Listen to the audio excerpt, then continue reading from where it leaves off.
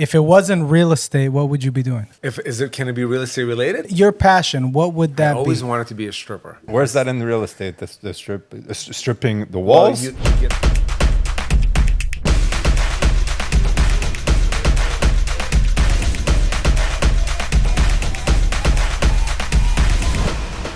What's up? Welcome to Rubbing Elbows. This is a special episode for me because I got my boys here, Burt and Dennis, top producers in the house. What's up, guys? What's happening? what's up? What's up? So happy to have you finally here. It's exciting. Yeah. That's What do you also- guys that's think also- about the studio? The studio is amazing. You know, the studio looks beautiful. I mean, I was telling Chuck, I thought we were going to do this in his car. I didn't realize it's this professional. We used to do a lot of stuff in my car. We go back 25 years. Yeah, we So, all Are you right. going to spill some of the secrets today on what happened in the car? No. We're all married here and got to leave it at that. I've never been in this car, so I just want to make sure that I don't get put into this story. In these Me neither. stories. Yeah. Me neither. When you were rolling your Mustang in Grant back in the days, I was rolling in my Geo Metro. Geo Metro, green one. Used to call it the Nugmobile. That GT was great. Yeah. Oh, it was GT? GT. Oh, With okay. mufflers. This changes everything. Sounded really good. All right, I got a couple of questions. I'm gonna throw a couple of first questions. Have fun with it. So there's with you guys. One thing I noticed that I wrote a couple of questions down because I wanted to just make sure I get it just right. But there's a lot of work, right? There's a lot of hard work that you guys put in, but there's also like a lot of fun and games. Yeah. Okay. While you stay professional, so how you guys seem to like incorporate your friendship, your business, your family, career, cross promoting. Like you got into the restaurant world, you guys still doing your thing. How are you guys able to like keep this as a successful dynamic with both of you guys? You want to go first? Sure. Well, you know, first of all, we all like each other, you know, so we're all friends, first of all. But we have a very energetic office. We have our mom of the office, Yana, who is always on top of us and is very entertaining and very energetic. So it's a lot of fun. And, you know, it's a lot of hard work that everybody's doing, absolutely. But we enjoy it, you know, so that's the secret. I think you enjoy what you do. Okay.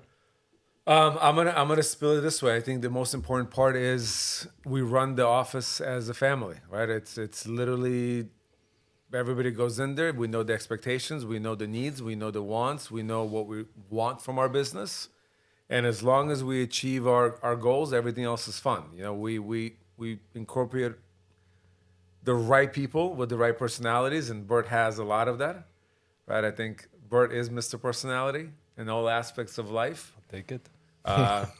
Creative, smart, sometimes good looking. Man, I love this guy. But Keep it coming. keep it coming. But I think in reality it's just keeping everybody close and happy. That's it. Okay. That's a good answer. Yeah. My next question is obviously there's a lot of high intensity people, right, in this industry. And you guys seem to casually yet professionally keep it all together, right? What advice would you give to agents who take this industry like way too seriously? Like what advice would you give these guys, the ones that are walking around and who are acting like being a realtor is like campaigning to be a politician, you know, like baking, cooking, you know, kissing babies, doing all the things. Like these are the people that sometimes take it a little bit too serious. What advice would you give them? I think that being a real estate broker is kind of like being a politician. You know, Okay. you want to meet a lot of people. You want to get to know a lot of people. And there are different personalities. There are some people that are brokers that take it very serious, and that's all they have in life, and which is great. And there's some people that have a more relaxed, I think, way about going. And they attract like-minded or, you know, people who you know, gravitate towards that. Where there are some people, like some brokers, some agents that we know that are very, very, very serious. And they attract other very, very, very serious buyers, people, you know. So I don't know. I think I don't know what the advice would be. It's just be yourself, I suppose.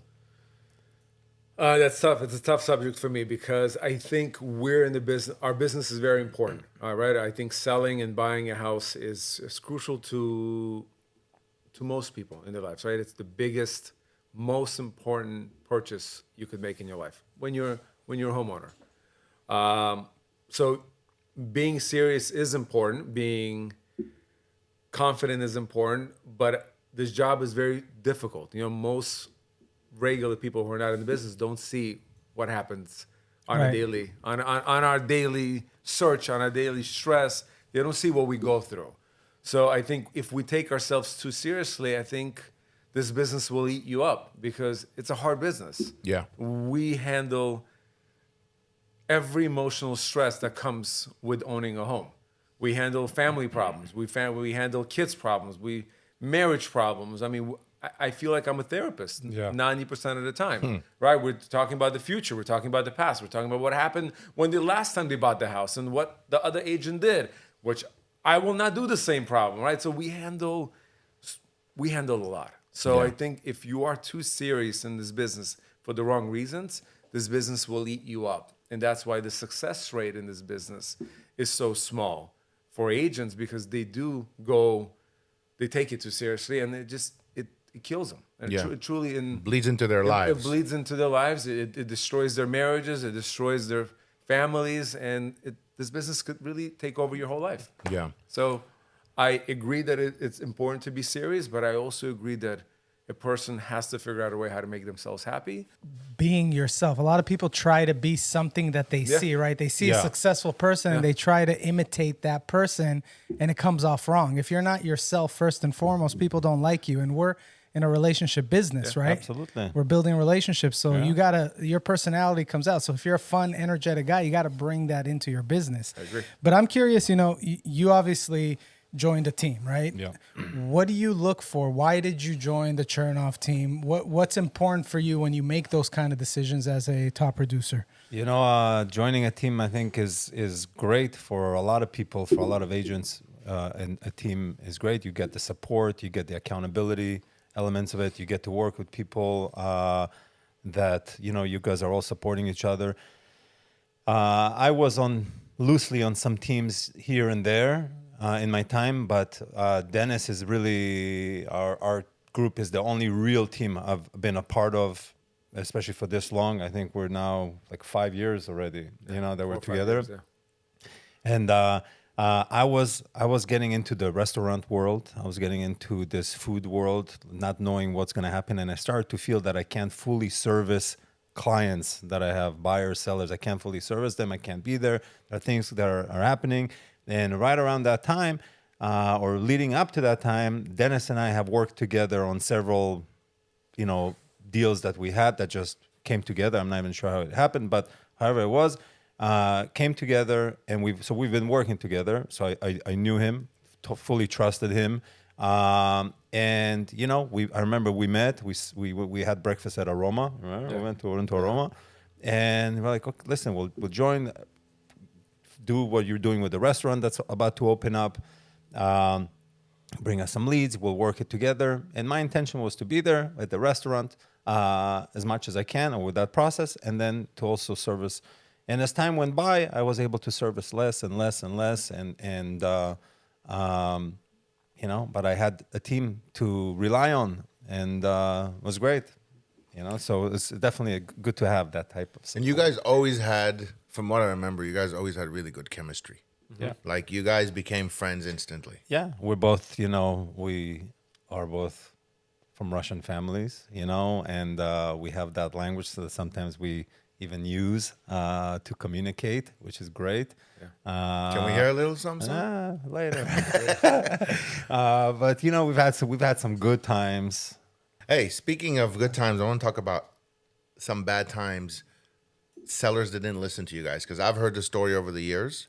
Maybe you can share a couple of horror stories. Some sellers that didn't take your advice and ended up, paying the price. Maybe some horror stories, something, a story from the past, something that you can think of that resonates with you guys. Well, we've had a few. These things happen sometimes. I drive around, and I honestly, when I see a for sale sign on a home and it's not ours, I genuinely have some pity for this seller. I feel bad for these people, because I know that they're not getting the service that we offer or that they deserve for the most part. Genuine feeling. I see them. Like what? I feel, Give me one example that you guys do. We are an army. We are an army. So when you call, someone is going to pick up. When you email, you're going to get an email right away. When I was working by myself, I was doing the emails, I was broker loading, I was taking the photos, arranging the photos, doing everything myself.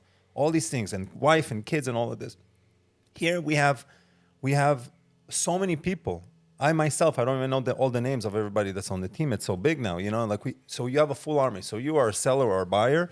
You are fully serviced, you know. So I know that this guy, maybe his home is not selling, something is not moving. They're gonna call. They're gonna wait until they get a call back. With us, you call, someone picks up right away. Someone picks up, someone responds, fully covered. And that's where, and I know how much we care. I know how much we invest into it. I know what we do for it. It's not just photos and put it on the market. I see the effort that goes in to finding homes and, putting our listings out there for people to see. Yeah. If it doesn't sell, it's often a price. You know, it's a price, and that's something that's a different conversation. So that's why I feel bad for these, for folks like that, whoever it is, So that's my feeling about it. So when you build, let's say, your team, right? And I'm not talking about the producers. When you build like the talent behind the scenes that helps kind of execute and the whole operation, what do you look for? What was your first hire? Like when you started really killing it in real estate, for agents now watching that are starting to grow, what should be their first hire? I always ask team members, what is the turnover in your company? Right? The turnover means how many people come into your company, how many people leave. And in our company, people don't leave. We either ask them to leave or they decide to not be in this business anymore. Yeah. Right? That means we hire the right people. We hire people with the attitude of trust, honesty, hard work. And that's kind of what we stand for. Like we had a meeting today. Whole morning went on checklists. Every single person in our company had a checklist that was 10, 15 pages long, and that was a daily checklist. Every person in our office has something to do that helps the seller sell their home, period. And that's really the most important. Nobody's doing each other's jobs. Everybody has a task. And everybody seems to be happy, and everybody has a job, and everybody, and that's what we're fighting for. And they know that we're fighting to stay in business. We're fighting to keep feeding their families because that's important to me. Yeah. I hope I'm answering your question correctly. No, that's good. So, you talk about sellers as being, the main it sounds like that's the main focus of your business, the listing appointments. Is that always been your goal, or did that just kind of happen as you started doing business? Well, listings control the market, right? So as long as you have listings, you have sellers. If you have sellers, you have buyers. And that's known to everybody that if you can control the market with good clients and good opportunities to sell homes, you will also have great buyers that are looking for great product. So yes, the answer is the goal was always to dominate an area with sellers. Nice. So how do you guys separate? Like, what tips can you give to people that are trying to build a team, a brand, on how to separate from the pack? Because there's so many people out there, and as you mentioned, very small group of those are succeeding. Yeah. So what do you guys? I think hiring. I think hiring is the big key of running a large team. I think not being afraid of salaries and overhead, which most real estate agents are not business owners. They're self-employed agents, right? That work for themselves, and having help. Like Burt started to go off. We have to do so much now to service the listing, from third-party websites to Instagram to Facebook to LinkedIn to Twitter to TikTok to fan page to what else do we? From Pinterest to Google to Yahoo. I mean, guys, we have lists and lists and lists of things that we have to do daily to make sure that the property stays up and stays relevant. So if you don't have help, forget about it. You can't. It's impossible to do it by yourself. If you hire an agent that has one assistant and he's carrying 2-3 listings, forget about it. Something is being missed. Someone is not getting a phone call back unless that agent is working 18-hour days. and he's most likely getting back to somebody too late anyway. So That's really good. I like that. Because that's, you don't think about that. You have all these top producers who, they're doing it with one assistant. yeah. Attempting to do it with one assistant or two assistants, and even those assistants, there's a turnover on them. And they can do, and they can produce, and we know few that great, yeah. who are great. But if you're doing this much and there's only so many people, then the load that these people are carrying is heavy, and that goes back to what we were saying, that is going to grind these people to death, and they're not living life, and their quality of life is going down. But also to mention, like, we're making us seem very large. We're large because we actually service our business. Means my teammates and our teammates do the things that we're not good at, right? What am I good at? What is Burt good at? We're good at negotiating. We're good at communicating. We're good at, discussing problems. We're good at being therapists. Like, that's what our jobs are. That's why he's incredible at his restaurant business, is because it's a what? It's a service business. It's caring about your client. It's caring who's going to sit at the table next to you and enjoy the food, and is going to want to come back and sit again. Correct? Yeah. Same thing in real estate. We want somebody to come back and sit at our table again and eat again, and we want Absolutely. to service them again. That's my job. Absolutely. And look, every one of these buyers and sellers, for the most part, we look at them as friends. Yeah. Like, and we treat them, we take care of them, no different than we would our own friends or family. So when something happens and it goes the other way, we feel betrayed, because we know what we put into it and what we are coming into it with, and it's not reciprocated by a buyer or a seller. Like, I'm giving you my Saturday, I'm giving you my whatever day it is. I have friends, I have kids, I have things. There's other things I can do. I'm giving it to you, and you're not appreciating and not understanding it. It can suck. It can hurt. And like what we were talking about earlier about some horror stories, this is something that we just had. A client that we're listing the home. So we have the listing on this guy's home. And like, I really like this guy. We love this guy. He's a great guy. Loves barbecue. We're talking about barbecue. Great guy. High-end listing, close to $10 million listing. The guy, at some point, I did not give him that confidence. I don't know why. I don't know how. Did not give him the confidence. Did you overcook the meat? What did you do? It could be. Could be. And he, without talking to us, while we had the listing, without talking to us at all, saw some houses. Look, he doesn't owe us anything, but went and saw some houses and made an offer on a house that was significant.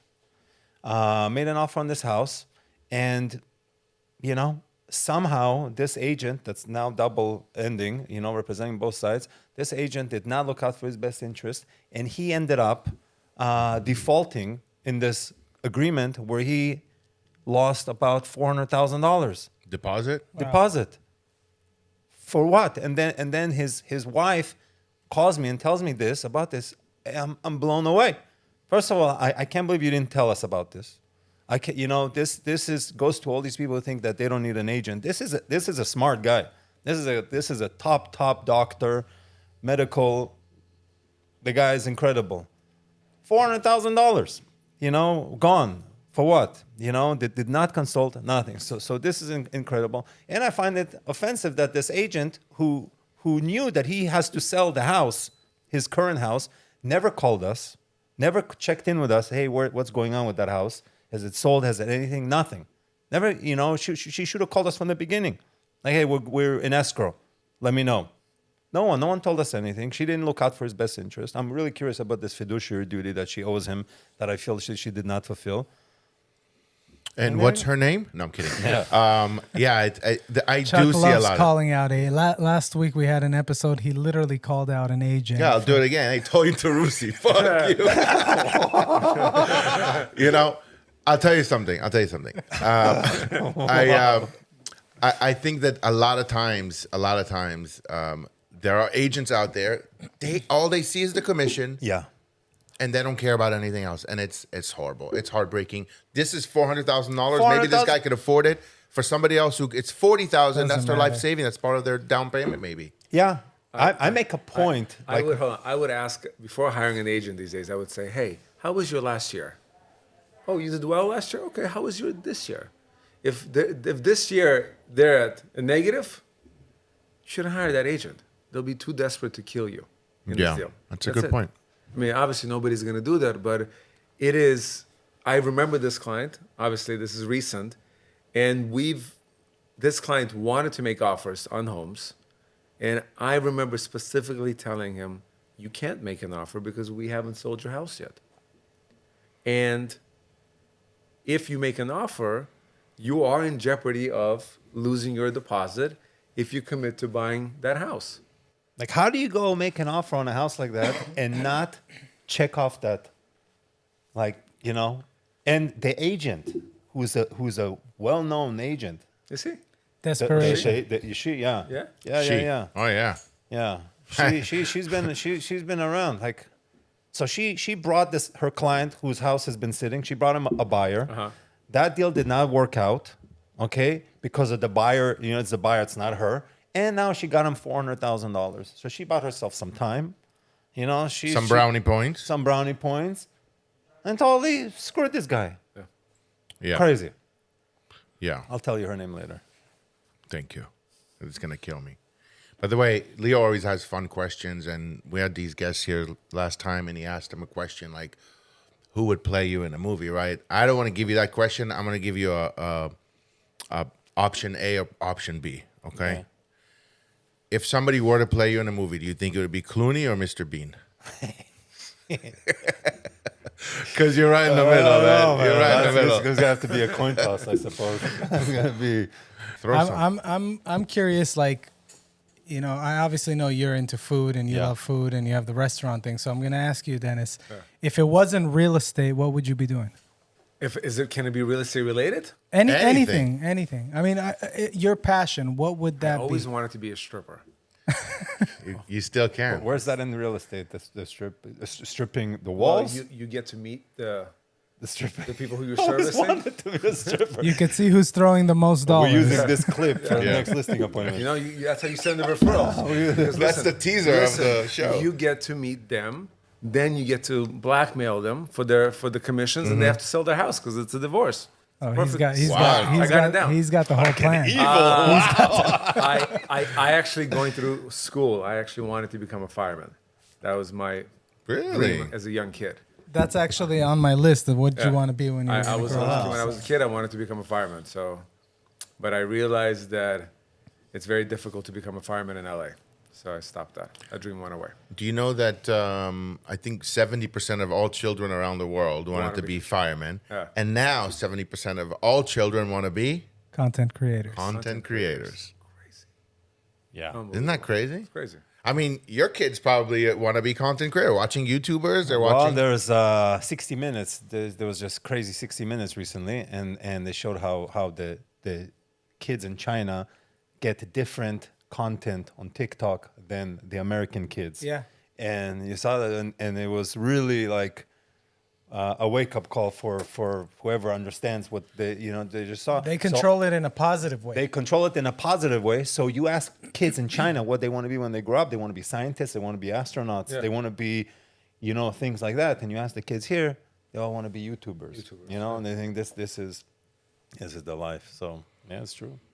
We actually talked about it in one of the episodes where we were disagreeing. Chuck got so many hate comments on that. I was just saying, being, what was it? I was Are you gonna comparing do this doing again? real You're estate. gonna- I'm telling him, doing real estate and being a YouTuber is just like one of them, you're popping balloons and making millions of dollars. The other one, you're running around, being a therapist, dealing with contingencies, dealing with this. And it's like, this is much easier. You can't compare it. It's not apples and apples, but he disagrees. He says this is just as hard. Not easy. In the real estate world, when you're a professional, you control your own destiny. In a YouTube world of content, you have to create content that other people get a reaction from, right? Yeah. That means to you could be yourself I could be myself in my business. And I am 100%. I don't play games. I don't take people to lunches or dinners if I don't like them, or in general. I'm in the service business. If I service you well, you're going to come back and work with me. And I don't have to be anybody else outside of who I am, right? Yeah. That's it. And I think in content creation, you have to be somebody else. You have to have a different persona. You have to live a lie. So that's why I would not want to be. Yeah, and some of them, and we deal with a lot of them. A lot of these a lot of them are YouTubers and great. TikTokers in both real estate and in the restaurant world. I deal with it a good amount. They come into the restaurant, they message us. They're great. They want free food. They want all kinds of things, and we know that they're making a lot of money. So Yeah. Anyway. So you brought your wife into the business. Yeah. Right? She brought herself into the Or she brought herself into the business. But a lot of people, they have this rule not to work with their spouse. How is that? Obviously, it's been a successful journey for you guys, but how was that in the beginning? You know what? I'll start before. Before, she did not realize what I do, right? She saw good-looking houses. She saw nice cars. She saw good business. She saw money coming in, but she didn't really see the back end of the business. Yeah, the hard work. The hard work. She didn't. Why aren't you home at 6 o'clock, 7 o'clock, 8 o'clock, 9 o'clock? Why are you working on the weekends? She didn't see the back end of the business, which was very difficult in our relationship because she wanted me to be around. I wanted to be around, right? But I had to work. When we had our kids and the kids all went off to school, she joined the office and started helping with marketing, started helping with HR, started helping with personalities, and she got to see what this world is about. She got to see the real estate. She got to see how many little things we deal with on a daily basis. And our relationship got better, right? Interesting. Our relationship got better. Our marriage got better because she's working with us. And again, I'm never in the office. So I'm not sitting on my computer I'm dealing on my phone. I'm in the car. I'm going on appointments. I'm going to showings. I'm going to inspections, appraisals. I'm dealing with my clients face to face. She's in the office. She's running the marketing team. She's running the HR team. She's, dealing with Mr. Burt when he has issues. Which is often. Yeah, which is often. No, not she's a good issues with clients. Issues just in general, right? She deals with things that day-to-day operation. Day-to-day operation, which is helpful for me, and she loves it. I don't have to deal with it, and I think that's why we have a successful team, because we have two different personalities doing different things, and we both see what we do and what we bring to the table. Would you bring your wife into any of your businesses? I don't know.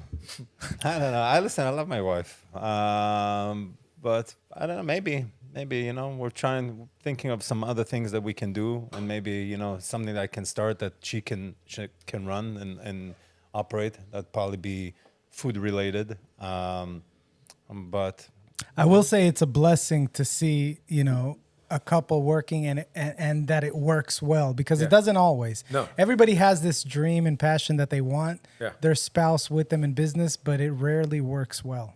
And a lot of people go, hey, why didn't she sell real estate? Why didn't she go on listing appointments? And that's not her lane. Yeah, she mastered her role. That's it. Like when Yana does a party, it's a party. Yeah, it's her thing. When Yana does marketing, when Yana does, tours, when Yana, She's in her lane, I'm in my lane. Yeah. And I think that's why it works. If we were both in the same lane, which a lot of business partners, when a husband and wife and wife, husband and husband, when they both do the same thing, that's when personalities clash, because you have different opinions on how to do the same thing. We do different things. Great tip. when we go on listing appointments, Dennis and I, the whole time I wait for him to do the quotes. And then when he does that, I look at him and I laugh. I'm like, oh, wait. I'm like, time for a shot. He does all of this. I didn't even notice you did quotes. The best. I was waiting for him right now to do it. He just finally did it. What did you quote? I didn't even notice. It's the first time I've noticed it. It's like on Friends. Like, Okay. The laser. That's funny. That's good. I love it. All right. I love it. Well, listen, I know you're picking up your daughter. Yeah, I pick up my daughter. I take her to from school. I'm gonna take her to the restaurant. I'm actually very excited now that we, Tell us a little bit about the restaurant. the restaurant. Well, I'll tell you, we are now Slab Barbecue is now opening. Because I mean, three we more saw your locations. picture a few months ago at the Wynn, right? The Wynn you did a whole deal with the strip. Wynn. I remember, and I was walking on the Sunset Strip, and there was this whatever. She was Vegas Strip. On the Vegas Strip, and there was this working girl that was walking next to me. I looked, and right when the sign was up, I looked at her. I'm like, huh? She did not have no idea. I'm like, and did not know, like that was an amazing moment. Like, look, it's me on the billboard.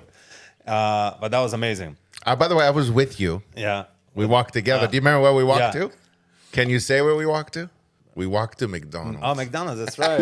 After that whole thing. After the biggest barbecue of the year in Vegas, we walked to McDonald's. I cooked more than a ton of meat that I cooked myself. And then the Wynn team cooked everything else. But now Slab is opening 3 more locations. So we're going to have 4 locations. Nice. And I'm excited to finally have that thing going and running. Do you own any of the real estate in your restaurants? No. Why not? We only have the leases in those places. We don't own any of the real estate. And actually, the group, we don't own any of the real estate at this time. But to finally be able to focus more on, go back to like real estate, architecture. So many of my friends are doing transactions. The art of it is something that I miss.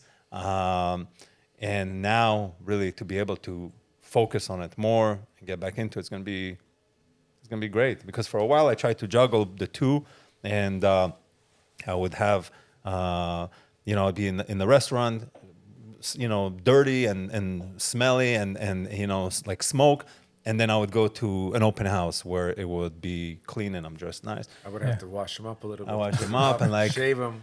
I had open houses before or inspections where I would leave that, say I had to go, I would tell them I have to go open a door for something, and I would run to my smoker in my backyard, fix a couple things, take off my shirt so I don't smell, and then come back, put on the shirt, and run back to the inspection. And I would go like that for a while. Nobody would ever know. He's that good. And nobody would ever know. awesome. He's that good. He would come in with a smile, make it all perfect, and move on with his day. I had an incredible year last year of Yeah. sales. This year with working with all the restaurants and Yeah. everything, I just did not have the time to do it. But I'm so excited to finally get back to it. Drive around with Dennis, go back to my open houses, go back to my showing. But now I'm definitely what the change is going to be is that I'm only going to work with certain people, and I'm not going to just let anybody in my car. And unrealistic, unqualified. With realistic expectations. Yeah. So I'm excited to be fully back. And I actually just texted Dennis yesterday about some kind of a lead I picked up. And I'm like, I'm back. Yeah. I'm back, baby. So you guys recently joined the agency with Mauricio, and I mean, what was the deciding factor to actually make that? Because it's a big decision to take an entire team. People think, oh, it's easy, just switch. It's not that easy, right? What was the deciding factor, and why did you guys do that? Why did we move to the agency? I think a big thing was to be around people who want to be great, right? You always look for partners that are like-minded. And at KW, it was difficult because we were one of the top dogs, and it was difficult to coexist with agents who are not as hungry as you are, not agents that didn't want to service their clients the same way they did, and agents who didn't really have a business. They had business that they would pick up, but it wasn't a business. Here, we're not the top agent. We're not the top team. We're somewhere in the middle, right? And we're excited to learn from them. I'm learning every day. I'm hearing new things every day. I get to have dinner with amazing individuals, right? And I think we joined the agency for the experience and for the knowledge and to continue our motivation and hunger for real estate.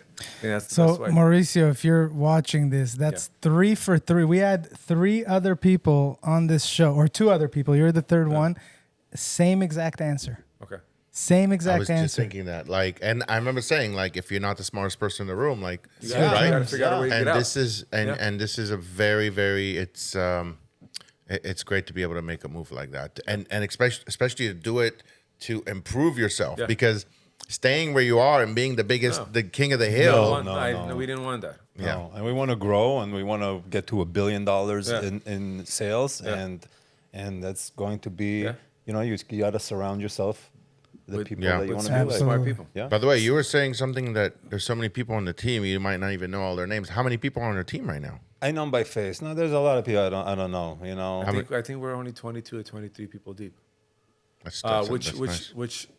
10 of us are, 11 of us are agents. So just 12 people that are Admin. running the company. Supporting, yeah. Supporting, yeah.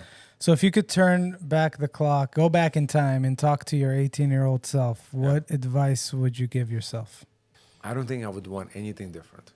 I would want to learn everything I did the way I did.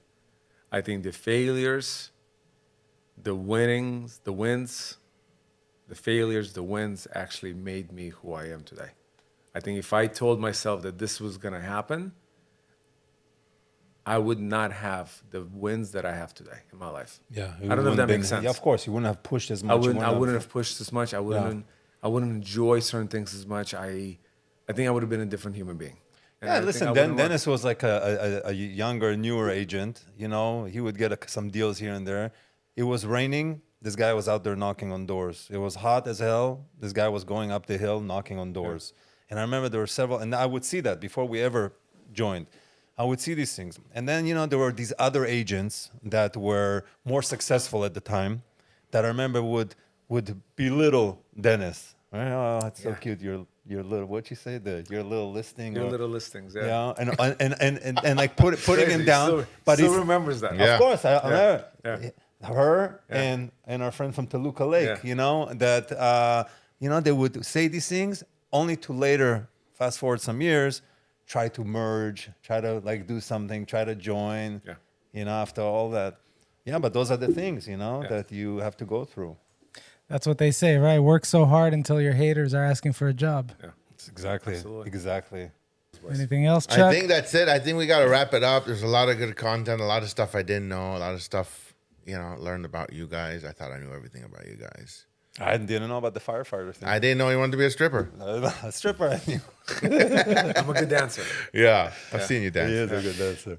But no, I'm glad you guys finally came out here. This was really special for me because, Thank you for having us. Thanks for having us. Yeah. All So right. that's it. Well, that was it. Bada boom.